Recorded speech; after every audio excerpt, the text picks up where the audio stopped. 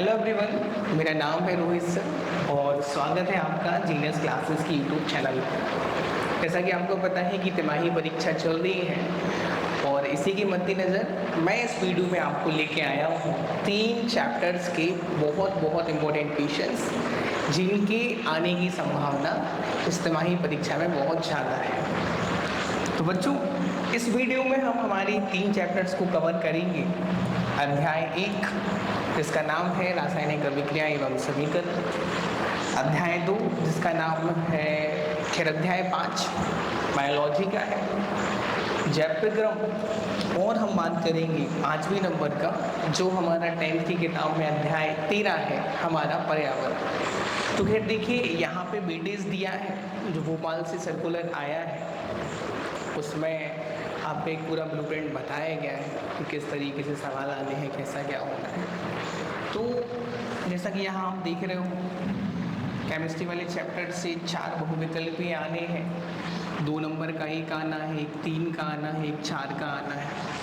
तो इसी तरीके से आप देखो कि 1, 2, 3 जो आज हम इन 3 चैप्टर्स। तो बच्चों, अध्याय 5 इससे भी आपका 15 नंबर का आना है और अध्याय 13 यहाँ से भी 15 आना है। तो ऐसा मान के चलिए कि इस वीडियो में आपकी ऑलमोस्ट 45 मार्क्स तो कवर होने ही वाले हैं और आपका अध्याय 3 और चौथे नंबर का जो है वो अभी रह जाएगा। चलिए खैर अभी हम इन 3 चैप्टर्स की शुरुआत करते हैं। और तो सबसे पहले हम शुरुआत कर रहे हैं केमिस्ट्री का चैप्टर 1 जिसका नाम है रासायनिक अभिक्रिया एवं समीकरण। चलिए इस पहला सवाल देखते हैं क्या लिखा हुआ है। आपके पास अभिक्रिया लिखी हुई है और पूछा जा रहा है कि दी गई अभिक्रिया किस अभिक्रिया का प्रकार है। तो बच्चों, यहाँ पे ध्यान से देखो, अभिकारकों की तरफ पहले आपके पास था फेरिक ऑक्साइड, एल्यूमिनियम आया और एल्यूमिनियम ने क्या किया, यदि आप ध्यान से देख पा रहे हो, इस फेरस को डिस्प्लेस कर दिया है। और यहाँ देखो आप, जहाँ उत्पाद बन रहे हैं, उत्पाद की तरफ आपका एल्यूमिनियम आ गया है तो एल्यूमिनियम का ऑक्साइड बन गया है।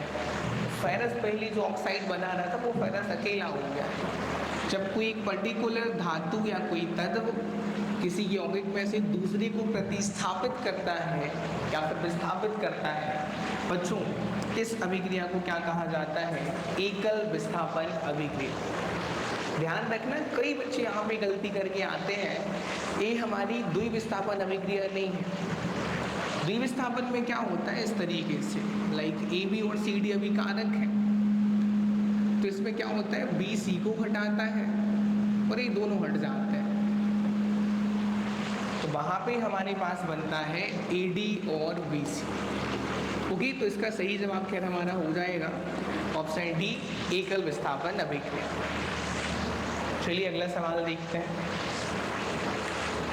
इस अभिक्रिया में हमें बताना है कि किस अभिक्रिया का उदाहरण है।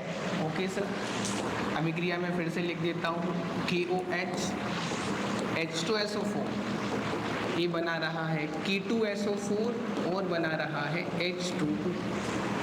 अब यहाँ पे बताना है कि संयोजन है। चलो एक ऑप्शन के बारे में बात कर लेते हैं। संयोजन में क्या होता है बच्चों, 2 अभिकारक आपस में मिलेंगे और एक उत्पाद बन रहा है, ऐसा यहाँ तो हो नहीं रहा है, तो पहला तो गलत हो जाएगा। दूसरा देखिए वियोजन, वियोजन में एक आपके पास अभिकारक होता है और टूट के वो 2 या 2 से ज़्यादा उत्पाद बना लेता है, तो यहाँ ऐसा भी नहीं हो रहा है अभिक्रिया। अब विस्थापन में अभी मैंने आपको बताया कि एक आपके पास यौगिक रहेगा, कोई दूसरा धातु तत्व वगैरह उसको आगे क्या कर देगा, प्रतिस्थापित, लाइक C ने B को हटा दिया तो AC, B बेचारा अलग हो गया। तो यहाँ पर ऐसा भी नहीं हो रहा है। क्या यहाँ पर ऐसा हो रहा है? चेक करते हैं। जो हमारे पास पोटेशियम था, पोटेशियम के साथ हमारा जुड़ा था OH और यहाँ पे आपके पास हाइड्रोजन था, तो ध्यान से देखें, ये दोनों मिल रहे हैं, ये टूटेगा K+OH माइनस में, ये टूटेगा आपका H+SO4 2 माइनस। माइनस प्लस ये दोनों मिलके क्या बना लेंगे बच्चों, जल बना लेंगे। K प्लस और SO4 2 माइनस मिलके क्या बना लेंगे, सॉल्ट बना लेंगे। तो मैं बोल सकता हूँ कि जो हमारे पास K है वो H को हटा रहा है, H K को हटा रहा है। तो इस प्रकार की अभिक्रिया हमारी क्या हो जाएगी, द्विविस्थापन अभिक्रिया हो जाएगी। चलिए अगला देखते हैं। श्वसन एक अभिक्रिया है जो हम सांस लेते हैं। श्वसन में आपसे पूछा जाता है अपचयन है, ऑक्सीकरण है, उत्सर्जन है या फिर अवशोषण है। तो एक एक करके बात करते हैं। अपचयन में क्या होता है, ऑक्सीजन का परमाणु निकलता है। तो सर श्वसन में तो उल्टा होता है ना, श्वसन में हम क्या कर रहे होते हैं, हमारे लंग्स में, फेफड़ों में जो अलॉयली कोशिकाएं हैं, जो कूपिका कोशिकाएं हैं, वहाँ पे क्या जा रही होती है, ऑक्सीजन गैस, और वो हमारे ब्लड के साथ जुड़ रही होती है। तो यहाँ ऐसा तो नहीं हो रहा सर, अपचयन तो नहीं होता है। ऑक्सीकरण होता है, यस सर। जब हम सांस लेते हैं तो ऑक्सीजन गैस कहाँ जाती है, हमारी ब्लड में जाती है, ब्लड में जाके वो हीमोग्लोबिन से जुड़ जाती है। तो यहाँ पे हम बोलेंगे कि श्वसन क्या होगा, हमारा एक ऑक्सीकरण अभिक्रिया होगी। चलिए और आगे बढ़ते हैं। कैल्शियम ऑक्साइड की जल के साथ प्रतिक्रिया किस प्रकार की प्रतिक्रिया है। चलिए यहाँ पे प्रतिक्रिया का मतलब अच्छा अभिक्रिया ही। चलिए तो क्या लिखा हुआ है, कैल्शियम ऑक्साइड। बच्चे को पता है सर कैल्शियम ऑक्साइड मतलब चूरा होता है, पाउडर फॉर्म में होता है। जल मिलाते हैं सर तो बनता है CaOH गोल्ड टॉइस, जिसे कहा जाता है चूने का पानी। और साथ में यहाँ पे आपका एक और चीज़ बन जाता है, वो बनती है कौन सी गैस, कार्बन डाइऑक्साइड गैस बन जाती है। खैर वापस लौटते हैं। मुझे यहाँ सिर्फ एक बात बताइए, जब चूने में हम पानी मिलाते हैं तो यहाँ पर क्या निकलती है बच्चा, ऊष्मा निकलती है, ऊष्मा उत्सर्जित होती है। तो बेटा जो हमारी अभिक्रिया होगी वो क्या हो जाएगी, ऊष्माक्षेपी अभिक्रिया। चलिए बच्चों नेक्स्ट क्वेश्चन आपका है। खैर क्वेश्चन की नंबर पे मत जाइए आप, सवाल पे ध्यान दीजिए। कैल्शियम ऑक्साइड की जल के साथ अभिक्रिया। कैल्शियम ऑक्साइड मतलब आपका चूना होता है। जब चूने में हम पानी मिलाते हैं बच्चा तो हमारा बनता है CaOH whole twice calcium hydroxide, जो हमारा कहलाता है चूने का पानी। अरे बच्चे को पता है जब हम चूने में पानी मिलाते हैं सफ़ेदी करने के लिए, तो जो जिस बाल्टी में चूना मिलाया जा रहा होता है वो बाल्टी गर्म हो जाती है, मतलब ऊष्मा निकल रही है। ऐसी अभिक्रियाएं जिनमें ऊष्मा उत्सर्जित होती है बच्चों, वो हमारी कहलाती हैं ऊष्माक्षेपी अभिक्रियाएं। यहाँ से कई बार 2 नंबर का सवाल बनता है, ऊष्माक्षेपी अभिक्रियाएं क्या कहलाती हैं, वो अभिक्रियाएं जिनमें ऊष्मा उत्सर्जित होती है ऊष्माक्षेपी कहलाती है। तो इसका सही जवाब क्या हो जाएगा हमारा, ऑप्शन नंबर बी। बाकी दूसरे ऑप्शन पे बात कर लेते हैं। ऊष्माशोषी, ऐसी अभिक्रियाएं जिसमें ऊष्मा की आवश्यकता पड़ती है ऊष्माशोषी कहलाती हैं। उदासीनीकरण बच्चे को पता है, अम्ल और क्षार मिलता है तो क्या बनता है आपका, लवण बनता है और जल बनता है। और अपचयन में क्या होता है बच्चा, ऑक्सीजन का परमाणु निकलता है। चलिए आगे बढ़ते हैं। अब कई बार देखिए 2025 में 1 नंबर का सवाल आया था। कई बार जो हमारी अभिक्रियाएं हैं वो वर्ड फॉर्म में लिखी रहती हैं और आपसे बोला जाता है इस तरीके से, सवाल पढ़ेंगे, हाइड्रोजन गैस और नाइट्रोजन गैस संयोग करके अमोनिया का निर्माण करते हैं। मैं आपसे कहूँ हाइड्रोजन गैस का फॉर्मूला क्या होगा, H2। नाइट्रोजन गैस क्या होगी आपके पास, N2। दोनों मिला के क्या बना रहे हैं, अमोनिया, मतलब दोनों मिला के बना रहे हैं NH3। तो ये हमारे पास अमोनिया बन गया बच्चा। अब हमें इसको क्या करना है, बैलेंस करना है। तो यहाँ देखो 3 हाइड्रोजन, यहाँ मैं 2 लगा दूंगा, यहाँ 3 लगा दूंगा, ठीक है। 3 2 6, 6 हाइड्रोजन यहाँ, 2 यहाँ नाइट्रोजन, 2 यहाँ, 3 दूनी 6 हाइड्रोजन यहाँ। अभी आपकी बैलेंस हो चुकी है, इतना लिखोगे 1 नंबर पक्का। नेक्स्ट, संयोजन वियोजन अभिक्रियाओं को उदाहरण सहित समझाइए, 3 नंबर का आया हुआ सवाल। तो बच्चों संयोजन अभिक्रिया में क्या होता है, सबसे पहले मैं बता दूं अभिक्रिया क्या होती है। अभिक्रिया में हमारे पास अभिकारक मतलब कोई जो भी पदार्थ आपस में अभिक्रिया कर रहे हैं वो अभिकारक कहलाते हैं, और मिलके जो नई चीज़ें बना रहे हैं, जो नए उत्पाद बना रहे हैं, उसको क्या कहा जाता है? उत्पाद कहा जाता है। संयोजन अभिक्रिया में देखा जाए तो दो या दो से अधिक आपस में अभिकारक मिलके एक उत्पाद बनाती है, इसे कहा जाता है संयोजन अभिक्रिया। उदाहरण लिखने बोला जाए तो उदाहरण, अच्छा ये उदाहरण नहीं है तो मैंने समझाया है। उदाहरण बोला जाए बच्चा तो तुम लिखोगे मैग्नीशियम को जब जलाते हैं ऑक्सीजन की उपस्थिति में तो क्या बनता है? MgO, मैग्नीशियम ऑक्साइड बनता है। ध्यान से देखो, इसे बैलेंस करना है तो दो यहाँ लगा देंगे, दो मैग्नीशियम, यहाँ दो हो गया, दो ऑक्सीजन इसके, दो ऑक्सीजन उसके, हो गई संयोजन अभिक्रिया। वियोजन इसकी जस्ट उल्टी होती है। एनसीईआरटी में एक सवाल भी है, वियोजन अभिक्रिया क्या कहलाती है? तो संयोजन के विपरीत क्या होती है? वियोजन।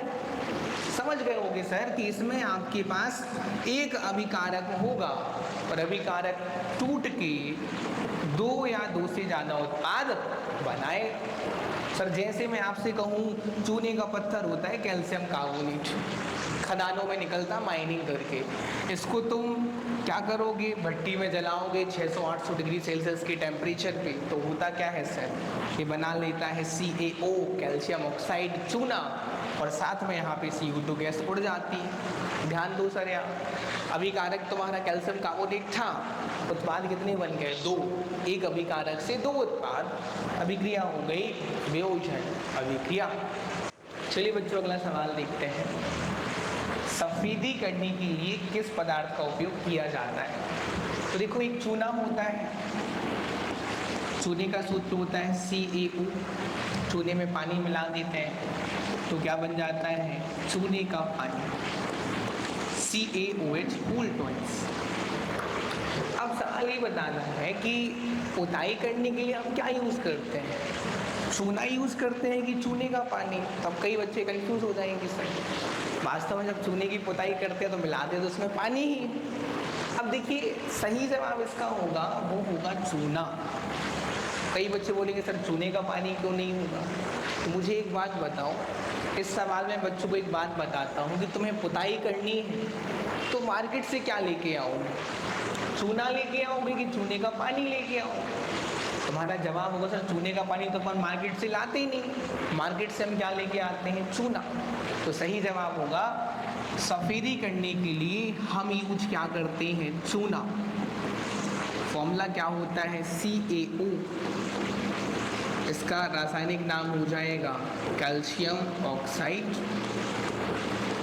और चूने का एक और नाम चलता है बच्चा, इसका नाम होता है बिन बुझा हुआ चूना। पानी मिला देते हैं तो बुझा हुआ बन जाता है, पानी नहीं मिलाते तो बिन बुझा हुआ होता है। सवाल पूरा नहीं हुआ कि पहला पार्ट था सवाल का। दूसरा पढ़ो, इसकी जल के साथ अभिक्रिया, मतलब वो पदार्थ जिसमें अपन पुताई कर रहे हैं उसको पानी के साथ मिलाओगे तो क्या होगा? हम पुताई किससे कर रहे हैं? CaO से। पानी मिला दो तो क्या बन जाता है? CaOH whole twice. खत्म कहानी। चूने में पानी मिलाया तो क्या बन गया बच्चा? चूने का पानी बन गया। अब भी हमें सवाल करके आ रहे हैं, अलग अलग तरीके से पूछ सकते हैं। क्या लिखा है? क्या होता है जब कैल्शियम ऑक्साइड के साथ जल क्रिया करता है? तुम्हें क्लियर होना चाहिए सर कि कैल्शियम ऑक्साइड मतलब क्या होता है? चूना। CaO जल मिलाया तो क्या बन गया? CaOH whole twice calcium hydroxide. इतना करोगे तो पूरे नंबर नहीं मिलेंगे। यहाँ इसका नाम लिख देना, ये कैल्शियम ऑक्साइड है, जल है, और ये तुम्हारा क्या कहलाता है? कैल्शियम हाइड्रोक्साइड कहलाता है। इतना करोगे और 2 नंबर आपके पक्के। 2024 में ही 2 नंबर का आया है। चल अगला सवाल देखते हैं। ये सवाल हो चुका है, सफेदी करने के लिए किस पदार्थ का उपयोग करते हैं? चल ऐसे सवाल ही बहुत बार आते रहते हैं। आप देखो 20 में आया है 3 नंबर का, कोई पदार्थ X पोताई के लिए उपयोग कर रहे हैं तो निश्चित सी बात है क्या होगा, CaO। लेकिन अब सुनो इसका आंसर कैसे लिखते हैं। पदार्थ का नाम क्या हो जाएगा, तो दो नाम होते हैं। पहला होता है व्यवहारिक नाम, दूसरा होता है रासायनिक नाम, और एक होता है तुम्हारा रासायनिक सूत्र। तो याद रखो 3 नंबर का सवाल है और हमें बिल्कुल फूक के लिखना है कि भाई कोई गलती ना हो जाए। व्यवहारिक नाम छोड़ो, पहले मुझे सूत्र बताओ। CaO, इसका फिर रासायनिक नाम C मतलब कैल्शियम, O मतलब क्या हो जाएगा बेटा, यहाँ पर ऑक्साइड हो जाएगा। व्यवहारिक नाम क्या होता है, चूना या फिर बिन बुझा हुआ सोना। डन। जल के साथ अभिक्रिया लिखनी है, CaO + H2O, तो बन गया CaOH होल ट्वाइस। कहानी खत्म। चल अगला सवाल,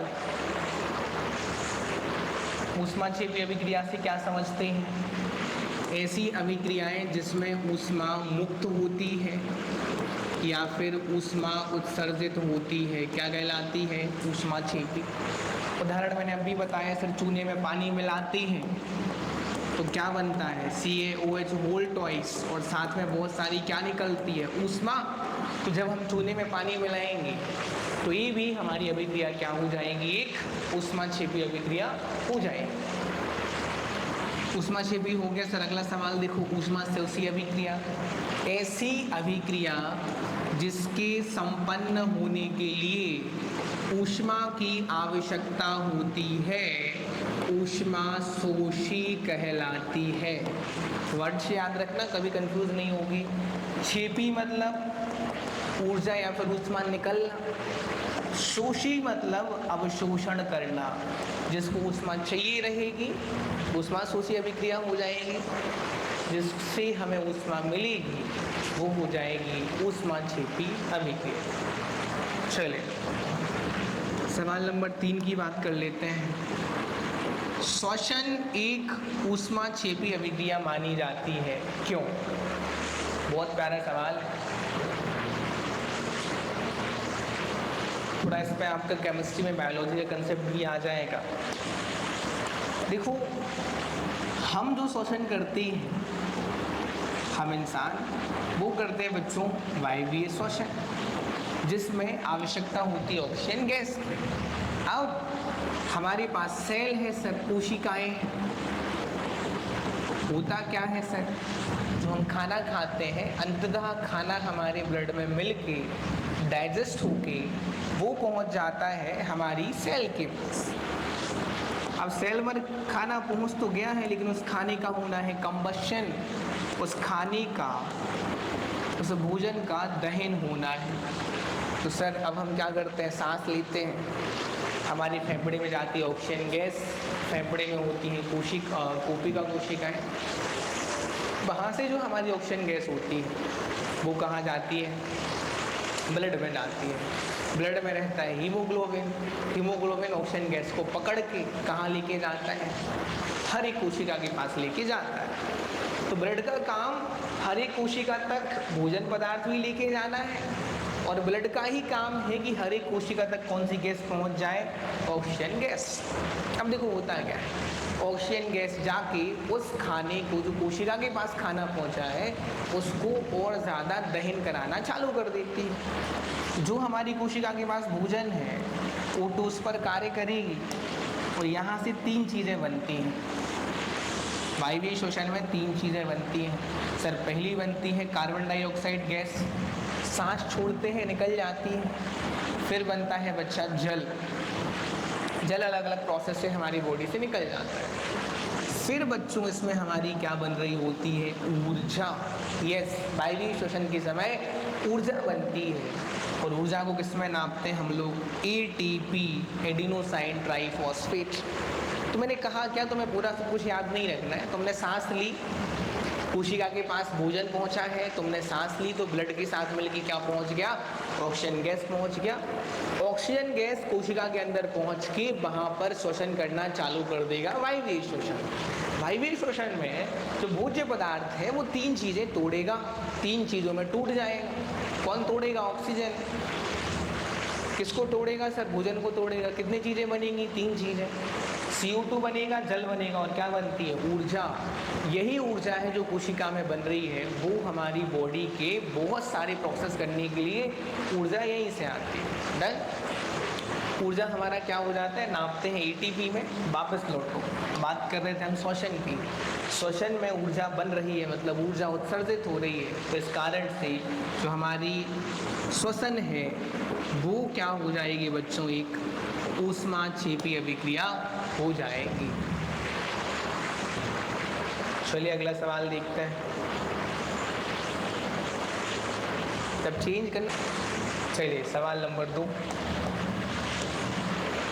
कॉपर सल्फेट के विलयन में फेरस धातु को डुबोते हैं तो इसका रंग परिवर्तित हो जाता है, क्यों। 2025 2 नंबर का सवाल।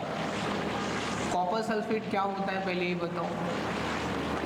कॉपर सल्फेट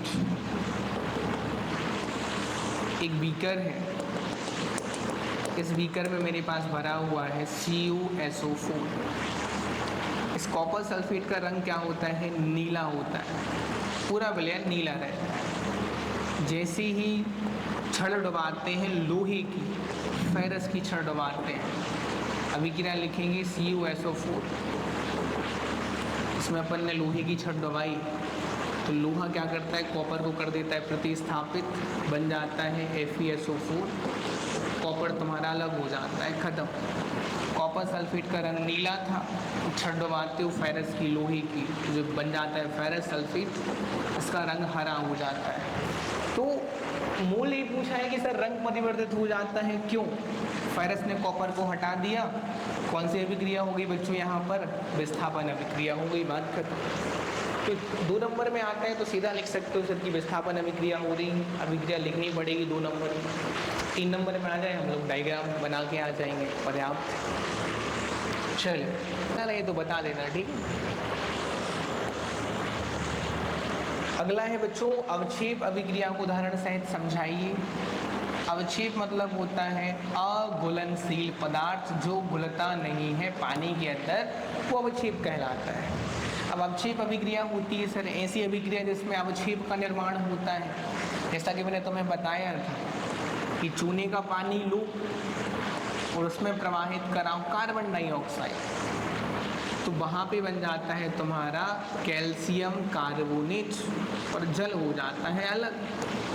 कि मैंने तुम्हें 2nd चैप्टर में भी पढ़ाया है, जहाँ पे बताया था कि एसिड बेसिस क्या होता है। जब चूने के पानी में CO2 गैस प्रवाहित कराते हैं तो चूने का पानी और ज़्यादा दूधिया हो जाता है, क्योंकि वहाँ पर CaCO3 कैल्शियम कार्बोनेट के अवक्षेप का निर्माण हो जाता है। खत्म कहानी सर। ऐसी अभिक्रिया जिसमें अवक्षेप बनता है क्या कहलाती है, अवक्षेप अभिक्रिया कहलाती है। नेक्स्ट आ जाते हैं।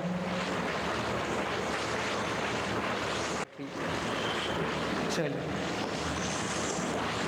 रेडॉक्स अभिक्रिया क्या होती है बच्चों, बहुत जल्दी से हम कवर करने वाले हैं। रेडॉक्स ये बना है रेड, अच्छा ऐसा लिखते हैं रेडॉक्स, ये बना है रेड प्लस ऑक्स के साथ। रेड मतलब होता है तुम्हारा रिडक्शन, मतलब होता है अपचयन, और ऑक्स मतलब क्या होता है, ऑक्सीडेशन, मतलब क्या होता है बच्चा, ऑक्सीकरण। ऐसी अभिक्रियाएं जिसमें ऑक्सीकरण अपचयन दोनों कार्यक्रम हो रहे हो रेडॉक्स अभिक्रिया कहलाती है। चलिए आगे बढ़ते हैं। लोहे की वस्तुओं पर हम पेंट क्यों करते हैं, देखो बेटा जो लोहा या फिर कोई धातुएं होती हैं, धातुओं पर यहाँ से सवाल बनता है, जब धातुओं पर कोई वायु या फिर वायु की कोई गैस आके धीरे धीरे धीरे करके उस धातु को नष्ट करने लगती है, धातु नष्ट होने लगती है, इस घटना को कहा जाता है संक्षारण। लोहे पर जंग लगना संक्षारण कहलाता है, तांबे के बर्तन का हरा होना संक्षारण कहलाता है, तांबे का, चांदी का काला पड़ना उसका संक्षारण कहलाता है। तो ये संचारण कहलाता है। संचारण को बचाना है, लोहे पे जंग लग जाती है, लोहे का संचारण हो जाता है, तो कैसे बचाएंगे सर? पेंट कर देंगे। लोहे की वस्तु है, अपन ने कलर पोत दिया, उस पर पेंट कर दिया, तो हमने क्या किया? लोहे के ऊपर एक लेयर चढ़ा दी। वो लेयर क्या कर रही है? ऑक्सीजन गैस से उसको हेल्प कर रही है कि भाई साहब उसके पास ऑक्सीजन नहीं जाएगा, नमी नहीं जाएगी, तो क्या होगा?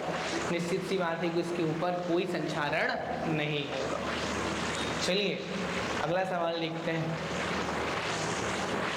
अच्छा, भी मैंने बता दिया संचारण क्या कहलाता है। धातु का किसी ऑक्सीजन गैस के साथ या फिर किसी भी गैस के साथ वायवीय गैसों के द्वारा धातु की सतह का धीरे धीरे धीरे नष्ट होना क्या कहलाता है?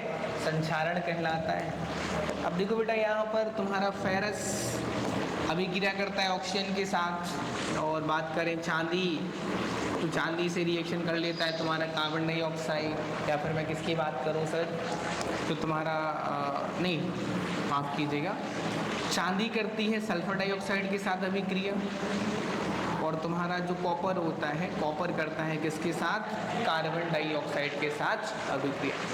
तो संचारण हो सकता है, तुम्हें इतना नहीं लिखना है, तुम्हें लिखना कि वायवीय गैसों द्वारा या वायुमंडलीय गैसों द्वारा धातु की सतह का धीरे धीरे नष्ट करना संचारण कहलाता है।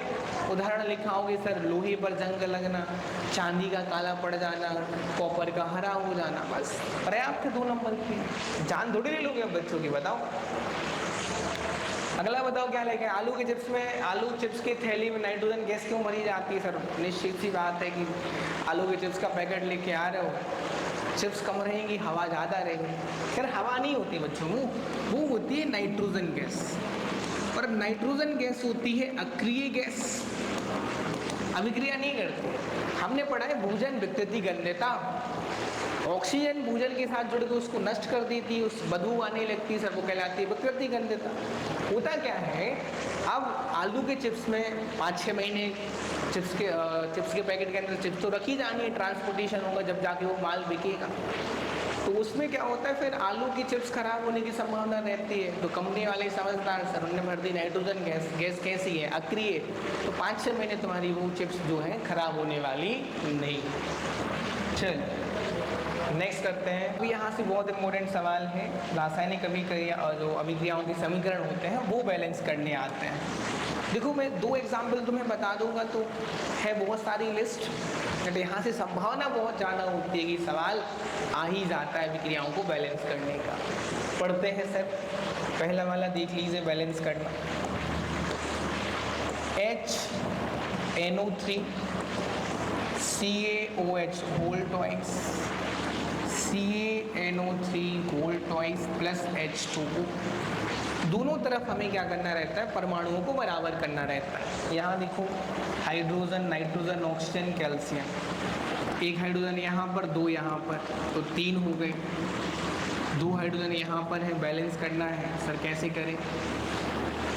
यहाँ मैंने 2 लगा दिया, देखो आगे वाला 2 सबका होगा, 2 हाइड्रोजन यहाँ पर होगा, 2 इसके हो गए,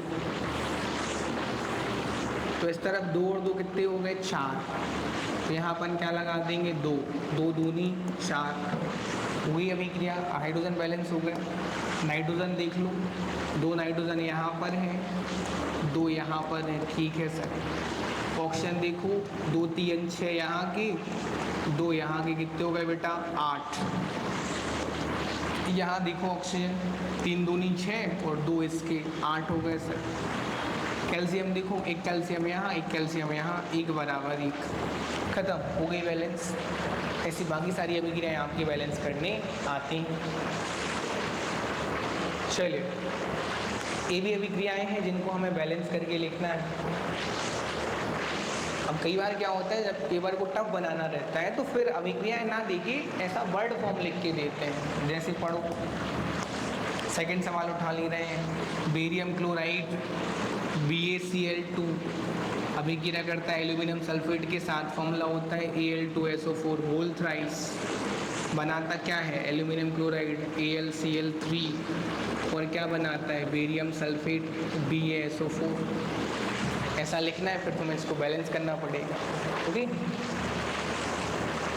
चलिए वही है, पोटेशियम धातु जल के साथ अभिक्रिया करके क्या क्या बनाती है वो यहाँ बताना है हमें। पोटेशियम धातु क्या होती है कि जल के साथ बनाती है H2, अभिक्रिया करेगी, पोटेशियम हाइड्रोक्साइड KOH बनाएगी, कौन सी गैस देगी, हाइड्रोजन गैस। बैलेंस मेरे बच्चे कर सकते हैं। सेकेंड नंबर के अध्याय जो कि अध्याय 5 है जैव प्रक्रम, यहाँ से भी 15 नंबर का आना है, तो बहुत जल्दी अब इसके सवाल देख लेते हैं। स्वयं पोषी पोषण किसे कहते हैं सर? ऐसा पोषण जिसमें जीव अपना खाना स्वयं बनाते हैं, स्वयं पोषी पोषण कहलाता है। बेस्ट एग्जाम्पल क्या हो जाएगा? पौधे, हरे पेड़ पौधे क्या करते हैं? प्रकाश संश्लेषण करते हैं। प्रकाश संश्लेषण समीकरण की रासायनिक अभिक्रिया लिखी। मैं तो बोल रहा हूँ इस अभिक्रिया को याद ही कर लो। प्रकाश संश्लेषण, इसमें पौधे अपना खाना स्वयं बनाते हैं। क्या चाहिए उनको? कार्बन डाइऑक्साइड चाहिए, जल चाहिए, पत्ती के अंदर होता है बच्चा क्लोरोफिल, और क्या चाहिए उसके लिए? सूर्य का प्रकाश, सनलाइट। अब क्या बनाता है? ग्लूकोज C6H12O6, फिर तुम्हारी बनती है ऑक्सीजन गैस, और फिर बनता है जल। ये हो गया रासायनिक समीकरण। इसको आपको बैलेंस करना होगा, बैलेंस करना मैं बता चुका हूँ, है ना। तो कई बार अभिक्रिया में लिखने आ जाता है, कई बार बोलते हैं कि प्रकाश संश्लेषण के लिए कौन कौन से पदार्थों की आवश्यकता होती है। It's quite sufficient. चलिए, तो वेरी नेक्स्ट क्वेश्चन इज, लार का भोजन के पाचन में क्या महत्व है? बच्चे को पता है, लार कहा जाता है सलाइवा। सलाइवा क्या करती है सर? जो हम भोज्य पदार्थ खा रहे हैं बच्चे, उसमें बहुत सारे कंपोनेंट होते हैं। एक उसमें हमारा क्या होता है? स्टार्च। हमारी लार में एक एंजाइम होता है। कोई पूछे एंजाइम क्या कहलाते हैं? ऐसे पदार्थ जो कहलाते हैं। अब लार में एक एंजाइम होता है, उसका नाम होता है लार एमाइलेज।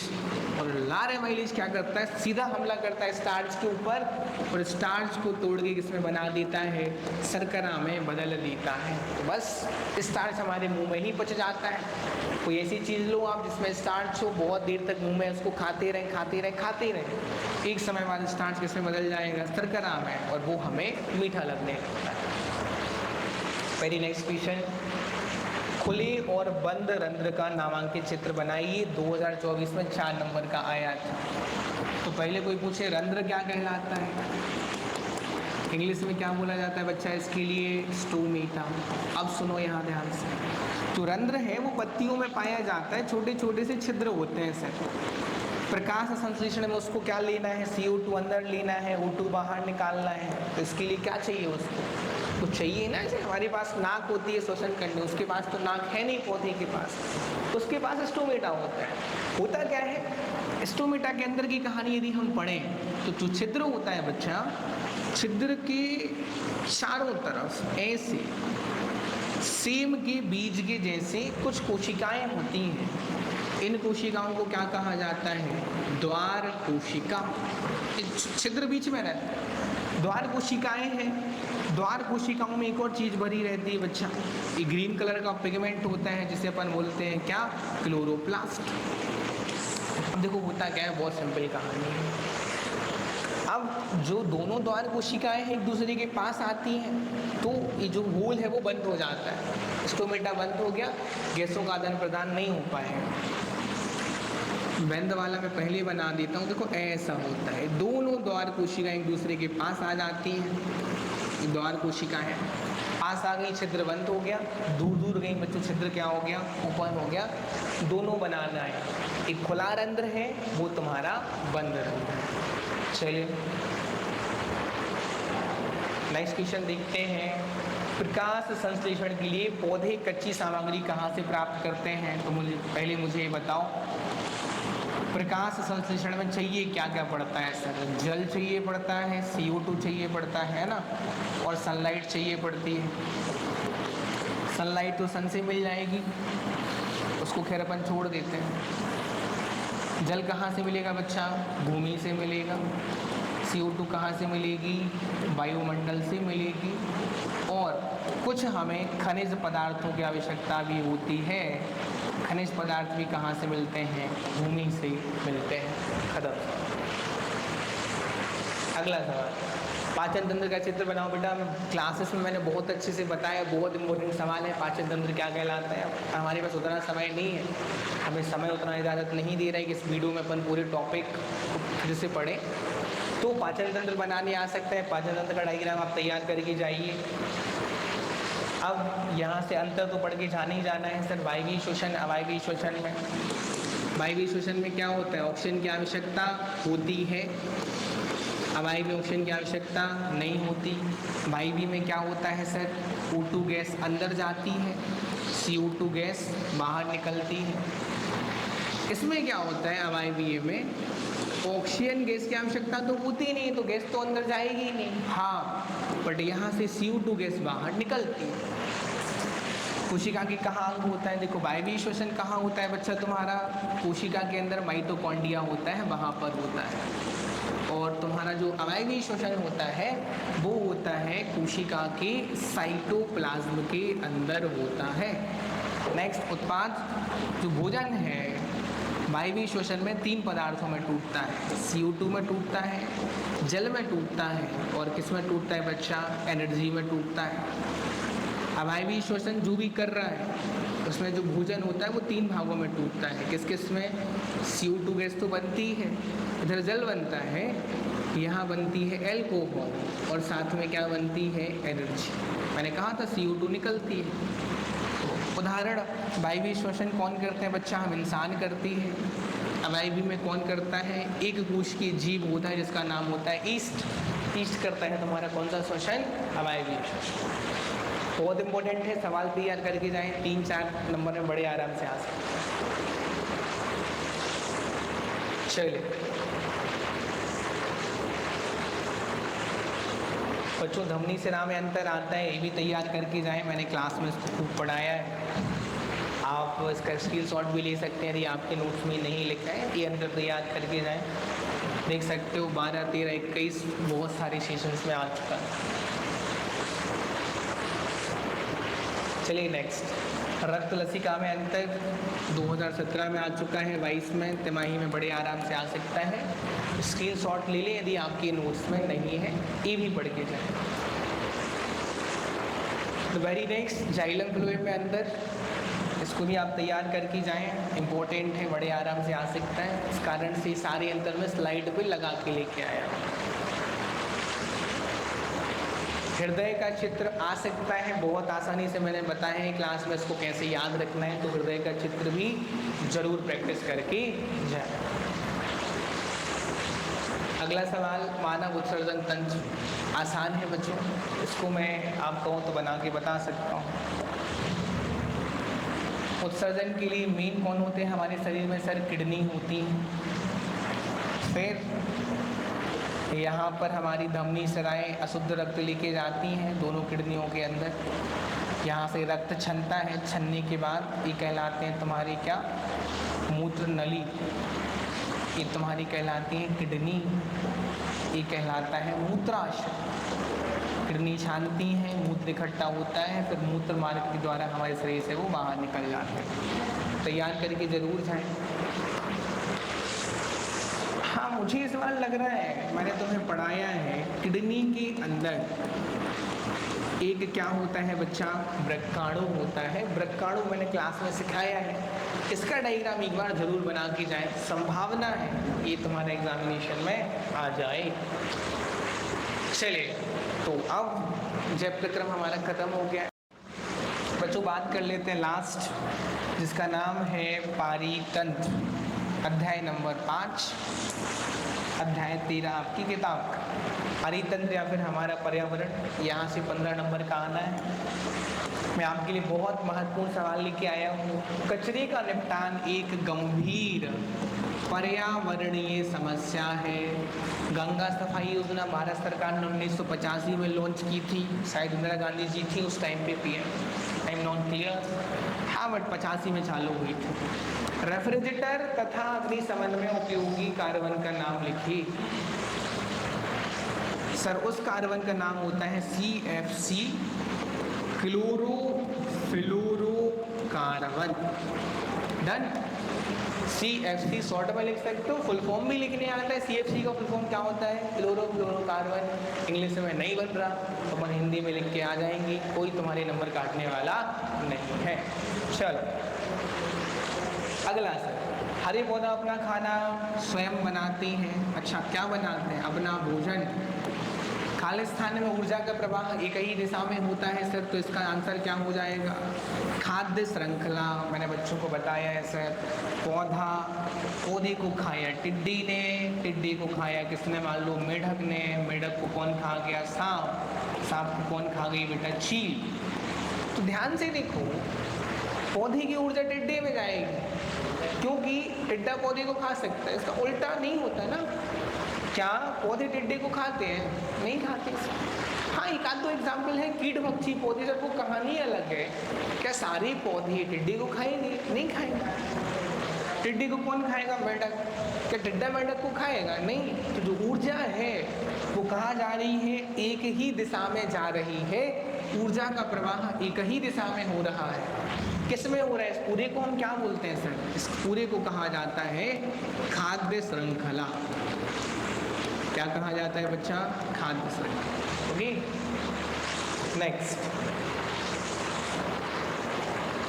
एक बाहरी तंत्र में मानव क्या है? यहाँ लिखने आता है बच्चा। उत्पादक क्या होते हैं? जो अपना खाना बनाते हैं उत्पादक कहलाते हैं। अब कुछ मनुष्य शाकाहारी, उत्पादक तो नहीं है अपन थोड़ी खाना वाना बनाते हैं। हाँ, खाने को अपन प्रोसेस करते हैं। अनाज आया, आटा बना के रोटी बना ली, प्रोसेस कर लिए, लेकिन क्या तुमने अनाज तुमने बनाया? नहीं बनाया, पौधे ने बनाया। तो मुद्दे की बात है सर कि अपन लोग उत्पादक तो नहीं है यार। शाकाहारी हो सकते हैं कुछ, सब्जी खाने वाले, कुछ मांसाहारी हो सकते हैं, तो शाकाहारी लगाएंगे मांसाहारी, तो ना शाकाहारी आएगा ना मांसाहारी आएगा। इसका सही जवाब क्या आएगा बच्चा? सर्वाहारी। दंडनाडंड। किसी एक पारिस्थितिकी तंत्र की आहार श्रृंखला में विभिन्न पोषी स्तर के प्राणियों के केवल नाम लिखिए। वही बनानी है अपन को। क्या? आहार श्रृंखला, और चाहे उसको तुम बोल दो क्या? खाद्य श्रृंखला बोल दो, एक ही बात है। पौधा को खाया किसने बेटा? टिड्डी ने। टिड्डी को कौन खा गया? मेढक खा गया। मेढक को कौन खा गया? बोलो। सांप खा गया। सांप को कौन खा गई? चील खा गई। बन गया। तुम अपने मन से कोई लिख सकते हो। चलो, सर्वाहारी प्राणी जो शाकाहारी मांसाहारी दोनों होते हैं क्या कहलाते हैं? सर्वाहारी। जो बिल्ली सर्वाहारी है, कुत्ता सर्वाहारी है, इंसान भी सर्वाहारी होते हैं। ठीक है, नेक्स्ट, सत्य बताना है बेटा। क्लोरोफ्लोरोकार्बन का प्रयोग अग्निशमन मतलब आग बुझाने में करते हैं कि नहीं करते? हाँ सर करते हैं, सत्य हो जाएगा। वे पदार्थ जो जैविक प्रक्रम द्वारा अपघटित होते हैं अजैव निम्नीकरण कहलाते हैं? नहीं।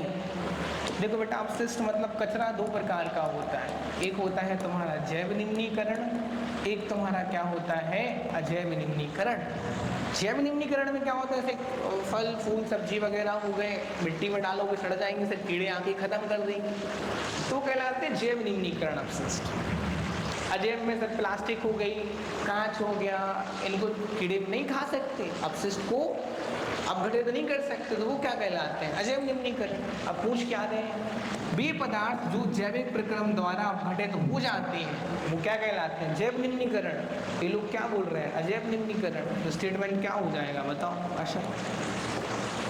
हमारे द्वारा उत्पादित कचरे का निपटान एक गंभीर पर्यावरणीय समस्या है। ठीक है, पर्यावरणीय समस्या है। नेक्स्ट, क्या होगा यदि एक कोशी स्तर के सभी प्राणियों को मार डालें? यहाँ बताओ, कोशी स्तर क्या कहलाता है? जैसे पौधा को खाया टिड्डी ने, टिड्डी को खा गया मेढक। दूसरा बना ले रहे, तुम लोग बोर हो रहे होगे सर की पौधे की बात बोल रहे हो सर आप। यहाँ देखो, पौधे को खाया किसने? बकरी ने। बकरी को कौन खा गया? शेर खा गया। ठीक, तीन ही मान लो। पौधा ये कहलाता है प्रथम पोषी स्तर, बकरी कहलाएगी द्वितीय पोषी स्तर, शेर कहलाएगा तृतीय पोषी स्तर। अब मान लो बोल रहे कि किसी एक पोषी स्तर के सारे प्राणियों को खत्म कर दो, पौधे सारे खत्म कर दो, तो क्या होगा? पूरा पारितंत्र, पूरा पर्यावरण क्या हो जाएगा, गड़बड़ हो जाएगा। तुम सारी बकरी मार के खत्म कर दोगे तो भी समस्या हो जाएगी, क्योंकि ये चेन है जो इंटरकनेक्टेड है। एक प्रकार के जानवर दूसरे प्रकार के जानवर पर डायरेक्टली या फिर इनडायरेक्टली निर्भर करते हैं। तो एक उसी स्तर के जानवरों को मारोगे तो असंतुलन तो पैदा होगा। चलिए आगे बढ़ते हैं। ओजोन परत क्या है बच्चों? हमारी धरती के वायुमंडल में ऊपर एक बहुत पतली सी, कुछ मोटी, बहुत पतली सी एक परत है। उसमें होता क्या है, जो ऑक्सीजन है ना वो O के साथ मिलके क्या बना लेता है, O3। अब O3 कैसी गैस होती है, बहुत ज़्यादा विषैली गैस होती है। होता क्या है, सूर्य के प्रकाश से जो तुम्हारे क्या हो रहे हैं, घातक परावैंगनिक विकिरण आ रहे हैं, उन विकिरण की यदि धरती में सीधी एंट्री हो जाए तो सर हमारी स्किन को, पौधों को बहुत खतरा हो जाएगा, दिक्कत हो जाएगी। तो होता क्या है, जो O3 है ना वो क्या करती, घातक परावैंगनिक विकिरणों को धरती के अंदर, धरती की सतह पर प्रवेश करने से रोकती है। तो बात खत्म। यही तुम्हारा ओजोन का कार्य है। ओजोन परत क्या है, परितंत्र को कैसे प्रभावित करती है। एक और सवाल आता है यहाँ से, 1985 में अंटार्कटिका के ऊपर वैज्ञानिकों ने देखा कि अरे यार ओजोन परत में तो क्या हो गया, छिद्र, मतलब वहाँ से तुम्हारी जो घातक परावैंगनिक किरणें हैं वो अंदर एंटर कर रही हैं, तो समस्या पैदा हो जाती है। फिर पता चला सर कि छेद क्यों हो रहा है, तो पता चला CFC के कारण हो रहा है। तो वैज्ञानिकों ने मिलकर फिर CFC का यूज़ बंद कर दिया। ठीक है, इतना नहीं लिखना, मैंने बता दिया है। तुम लिखना सर एक पतली सी परत होती है, वायुमंडल में पाई जाती है, घातक परावैंगनिक विकिरणों को धरती की सतह पर प्रवेश करने से रोकती है। खत्म हो गया सब। चलो, सो इट्स कंप्लीट। एक मिनट, थोड़ा लास्ट और ऐड कर देना। देखिए बच्चों, यहाँ पर हमने सारे चैप्टर्स को कवर कर लिया है। रासायनिक अभिक्रियाएं, समीकरण, जैवक्रम और हमारा हो गया पर्यावरण। 45 नंबर का आपका कंफर्म हो गया है बिल्कुल। और विशेष रूप से ध्यान दें, जो मैंने यहाँ सवाल बताए हैं, जैव प्रक्रम में डायग्राम लगा के जरूर जाएं। हार्ट का डायग्राम हो गया, पाचन तंत्र हो गया, किडनी हो गई, उत्सर्जन तंत्र, जरूर पढ़ के जाएं। अंदर पढ़ लेना एक बार। और यहाँ एक बार में समझ नहीं भी आया होगा तो इस वीडियो को 2-3 बार रिवाइज करके जरूर देख लो। जैसा कि मैंने आपसे प्रॉमिस किया था कि एग्ज़ाम के पहले मैं एक बहुत बेहतरीन आपको इम्पोर्टेंट क्वेश्चन की वीडियो बना के दूंगा। तो मैंने अब अपना काम कर दिया है, आपकी जिम्मेदारी है इन सारे क्वेश्चन को अच्छे से लगा के जाइए। Okay, thank you.